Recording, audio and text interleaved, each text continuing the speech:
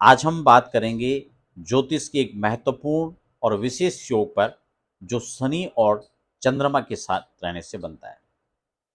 इसको कहते हैं विष दोष। ये दोष अलग अलग प्रकार से इसके प्रभाव देखे जाते हैं। हर व्यक्ति के जीवन में कुछ इस दोषों के परिणाम अलग अलग रूप से दिखाई देते हैं। जिन भी लोगों की कुंडली के अंदर विष दोष है, उन लोगों को आज ऐसे उपाय बताने वाला हूं वीडियो के अंत में कि विष दोष होने के बावजूद भी वो तरक्की की राह चढ़ेंगे। जीवन में आने वाली हर समस्या को वो लोग पहले ही भांप लेंगे।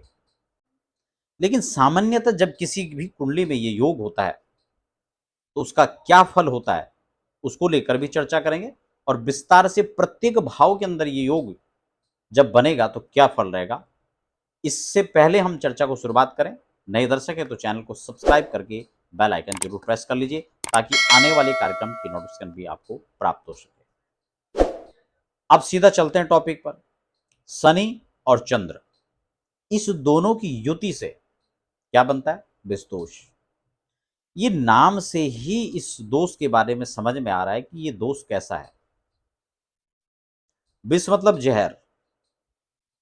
जिस भाव के अंदर यह योग निर्माण होगा उस भाव के अंदर मानो ये विष घोलने का काम करेगा। अच्छा, ये दोनों तरह के जो दो प्लैनेट्स हैं अलग अलग, ये दो एक भिन्न प्रकार के एलिमेंट है। आप चंद्रमा को देख लीजिए, चंद्रमा बड़े फास्ट चलते हैं। एक राशि तो दूसरी राशि पर ट्रांजिट होने में उनको जो समय लगता है वो लगभग 2 से सवा 2 ढाई दिन लगता है। लेकिन वहीं शनि इसी यात्रा को पूरी करने में एक राशि से दूसरी राशि पर जाने पर लगभग 2.5 साल का समय लगा लेते हैं। आप विचार करें, जब इस प्रकार के दो ग्रह एक साथ एक भाव में बैठेंगे तो निश्चित रूप से इसका जो प्रभाव है वो शुभ नहीं होगा। इसीलिए ये अलग अलग भाव पर जब बैठेंगे तो अलग अलग इसका जो है फल देखने को मिलेगा। सामान्यतः इसका जो फल है, सबसे पहले इस बात को समझ लीजिए कि जब ये किसी भाव पर बैठेगा तो सबसे पहले तो आपको यह देखना कि चंद्रमा किस राशि के हैं, फिर आपको देखना कि शनि किस राशि के हैं, शनि का घर कहां है, क्योंकि राशि तो दोनों एक ही होगी जहां पर बैठेंगे, लेकिन किस भाव का मालिक है शनि और किस भाव का मालिक है चंद्र, क्योंकि दोनों की अपनी अपनी स्वतंत्र राशि है, वो किस भाव के लॉर्ड होके बैठे हैं। फिर हमें देखना है किस भाव के अंदर बैठे हैं। इन दोनों चीजों पर हमें विचार करना है। फिर यह देखना होगा कि डिग्री किस वाइज जो है कौन इसमें बल किसको ज्यादा मिल रहा है, साथ में कोई अन्य ग्रह भी हैं या नहीं है, या स्वतंत्र रूप से ये दोनों ग्रह ही बैठे हुए हैं। अगर इसमें शर्त है कि दूसरा ग्रह भी आकर बैठ जाता है तो इसका फिर फल बदल जाएगा। ये ज्योतिष का एक विशेष नियम है।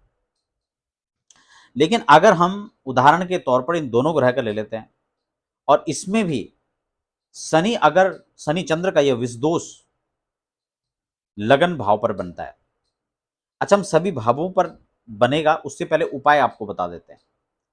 इसमें जो महत्वपूर्ण और श्रेष्ठतम उपाय है वह है देवादिदेव महादेव की पूजा। इसकी जो शांति विधि है उसमें भी विशेषकर जब पूजा होती है तो भगवान शिव की पूजा ही उसमें होती है। इसके जप होते हैं, पूजा होती है, विशेष विधि होती है शांति की। और इसके लिए सर्वश्रेष्ठ जो समय होता है वो श्रावण का मास विशेष है और इसीलिए प्रत्येक वर्ष हम श्रावण में इसकी पूजा करवाते हैं। अगर आप उसमें भी सम्मिलित होना चाहते हैं तो उसके लिए आप संपर्क कर सकते हैं। तो ये प्रथम भाव पर लगन पर बैठेगा तो लगन की स्थिति को स्लो कर देगा।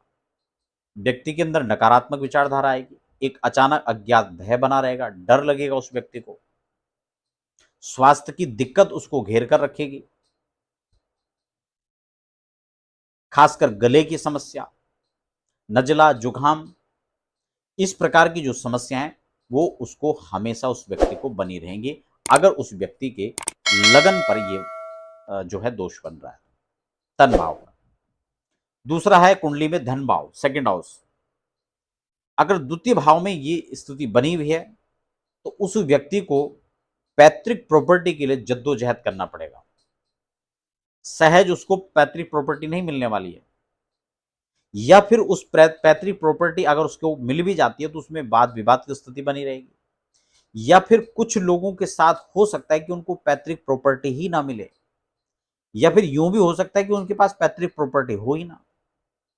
ये अलग अलग परिस्थितियां हो सकती हैं, लेकिन मूलतः इस भाव का, इस योग का उस भाव में बैठने से ये उसका रिजल्ट होता है, उसको पैतृक प्रॉपर्टी संबंधी दिक्कत होगी, वाणी की दिक्कत उसको होगी, धन को लेकर के जीवन में अस्थिरता बनी रहेगी।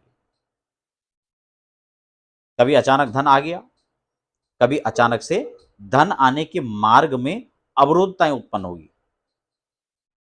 ये विशेषकर जो है उस जीवन में, उसके जीवन में बना रहेगा। तीसरा भाव कुंडली में पराक्रम का भाव। अगर थर्ड हाउस में मान लो ये योग बनता है तो क्या होगा? अगर पितृदोष, अगर सॉरी विषु दोष आपकी पराक्रम भाव पर बनता है तो ऐसा व्यक्ति सूरवीर होगा अगर मंगल उसका ठीक होगा। लेकिन अगर मंगल कमजोर है तो वो व्यक्ति डरपोक किस्म का होगा,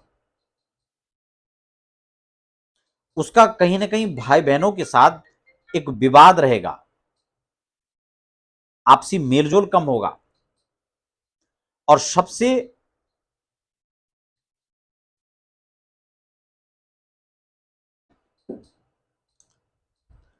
अब बात करते हैं, अगर चौथे भाव के अंदर ये विषदोष का निर्माण हो रहा है तो फिर क्या घटित होगा? चौथे भाव में अगर सूर्य और सॉरी अगर शनि और चंद्र का ये योग बनता है तो ऐसे व्यक्ति की माता को स्वास्थ्य की दिक्कत हो सकती है। ऐसे व्यक्ति को अपने जीवन में घर के सुख संसाधनों को जुटाने में दिक्कत हो सकती है। अगर मंगल की अच्छी स्थिति नहीं है, शनि अच्छी स्थिति में तो ऑलरेडी विष दोष होने से अच्छा नहीं माना जाएगा, लेकिन अगर मंगल की स्थिति भी खराब है तो ऐसे व्यक्ति को जीवन में वाहन का सुख, प्रॉपर्टी का सुख, इनमें कमी लाने का काम करता है ये दोष। अगर मंगल आदि ग्रह की स्थिति ठीक है तो फिर ये समस्या नहीं रहेगी। पांचवा भाव यानी कुंडली के पंचम भाव में अगर विषदोष बनता है तो ये शिक्षा में अवरोध ला सकता है। अगर देवगुरु की स्थिति अच्छी है, सूर्य कुंडली में ठीक है, तो फिर जो है इस दोष का प्रभाव कम से कम पड़ेगा, या फिर इस भाव पर देवगुरु की दृष्टि हो तब भी इसका नकारात्मक प्रभाव कम देखा जाएगा। और अगर छठे भाव पर हो तो ऐसे व्यक्ति के बेवजह लोग शत्रुता रखेंगे। ऐसे व्यक्ति अपने जीवन काल में किसी भी काम को करेगा उसको कर्ज लेना पड़ेगा। तो ये सामान्य सी जो है स्थिति बन जाती है। ऐसे व्यक्ति को जीवन काल में कहीं ना कहीं या तो लोग इससे शत्रुगत भाव रखते हैं, या फिर कुछ इस प्रकार की घटनाएं होती हैं कि लोग शत्रु बन जाते हैं। सप्तम भाव में विषदोष होते इस एक बात को ध्यान रखना, दाम्पत्य जीवन में कलह रहेगा, पारिवारिक स्थितियां अनुकूल नहीं रहती ऐसे लोगों की, और अगर कुंडली मिलान अच्छे से नहीं है तो तलाक भी 100% है। इसलिए ऐसे लोगों को खासकर अपने जीवन में कुंडली बहुत अच्छे से मैचिंग करके विवाह करना चाहिए। अष्टम भाव में जिन लोगों के ये योग होता है, विषदोष होता है, वो लोग नकारात्मक विचारधारा रखते हैं, लेकिन यहां पर ये आयु लंबी करता है। रिसर्च शोध में ये इंटरेस्ट को जगाता है, लेकिन मन कमजोर होने के कारण व्यक्ति इसमें सफलता कम प्राप्त करता है। अगर शुक्र आदि ग्रह इसके बलवान है, या बृहस्पति बलवान है, या उनकी दृष्टि यहां पड़ रही है, फिर ये जातक बहुत अच्छा साइंटिस्ट हो सकता है। नवम भाव पर यह योग बनेगा तो कहीं ना कहीं भाग्य में न्यूनता लाने का काम करेगा। अगर भाग्य बृहस्पति है, यह बृहस्पति की दृष्टि भाग्य पर पड़ रही है, सूर्य की दृष्टि पड़ रही है, तो इस योग का प्रभाव कम रहेगा। दसम भाव पर यह आपके कैरियर पर रुकावट पैदा करेगा, कार्य क्षेत्र में दिक्कतें करेगा, और अगर पिता के क्षेत्र से जुड़कर आप काम करें तो फिर आप इसमें सफल भी हो जाएंगे। एकादश भाव पर हो, 11th हाउस पर, तो ये कहीं ना कहीं आमदनी के स्रोत में अवरोध तो उत्पन्न करेगा। लेकिन अगर इसमें आपके सेकंड हाउस के लॉर्ड मजबूत हैं, देवगुरु बृहस्पति मजबूत स्थिति में, या उनकी दृष्टि यहां पड़ रही है, या शुक्र की दृष्टि पड़ रही है, या मंगल का योग कुंडली में है, तो फिर धन की कोई कमी नहीं रहेगी। और अगर द्वादश भाव में योग बनता है तो व्यक्ति जो है फजूल के खर्च करेगा, अनावश्यक खर्चे होंगे, शत्रु में होगा, कोर्ट कचहरी मुकदमा रोग आदि व्याधि के अंदर खर्च होंगे। और सबसे ज्यादा जो प्रभाव होगा वो व्यक्ति नेगेटिविटी का शिकार हो जाएगा, ओवर थिंकिंग की समस्या रहेगी, टेंशन ज्यादा, हेडेक ज्यादा रहेगी ऐसे व्यक्ति को। और उपाय मैंने आपको सबको एक ही बताया। इसमें विषदोष की विशेषकर शांति वैदिक शांति विधि है, आप उसको करवाइए।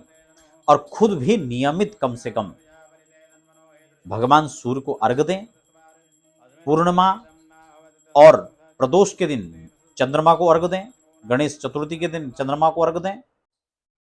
भगवान शिव की पूजा इसमें सर्वथा फलकारी है, शुभकारी है। और विशेष बात आपको और बता दूं, आप स्फटिक शिवलिंग घर में रख करके भगवान शिव की आराधना करें, विष दोष का प्रभाव नगण्य हो जाएगा।